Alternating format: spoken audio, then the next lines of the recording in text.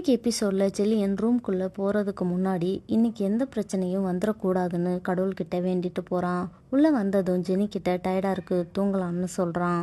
ஆனா ஜெனி பேசணும்னு சொல்றா. மாலினி இன்னும் உன் கூட கான்டாக்ட்ல தான் இருக்காளான்னு கேக்குறா. செல்லியனும் நான் தான் அவன் நம்பரை பிளாக் பண்ணி டெலீட் பண்ணிட்டேன்னு அன்னைக்கே சொன்னேன்லன்னு கேக்குறான். அப்புறம் ஏன் இப்படி எல்லாம் பண்ணேன்னு கேக்குறா.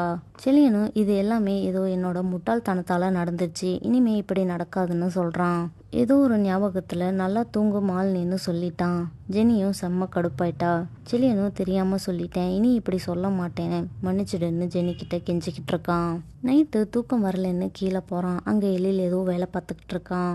செல்லியன் எழில் கிட்ட என்கிட்ட ஒரு நல்ல கதை இருக்குன்னு சொல்லிட்டு அவனோட லைஃப்ல நடந்ததை கதையா சொல்லிட்டு இருக்கான். எழிலும் அதெல்லாம் முடிஞ்ச பிரச்சனை, இப்ப ஏன் பேசிட்டு இருக்கேன்னு கேக்குறான். செல்லியனும் அவன் ரூம்ல நடந்ததை சொல்லிட்டு இருக்கான். அதுக்கு எழிலும் அவங்களுக்கு உண்மையில நம்பிக்கை வர கொஞ்ச நாள் ஆகும், அது வரைக்கும் நீ வெயிட் பண்ணி தான் ஆகணும்னு சொல்றான்.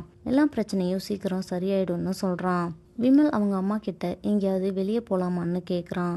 அவன் அம்மாவும் பாட்டியும் பழனிசாமியோட போய் வேலையை பாருன்னு சொல்றாங்க. பழனிசாமி பாக்யா சமைச்சதுக்கு பணம் கொடுத்தாச்சான்னு கேக்குறாரு.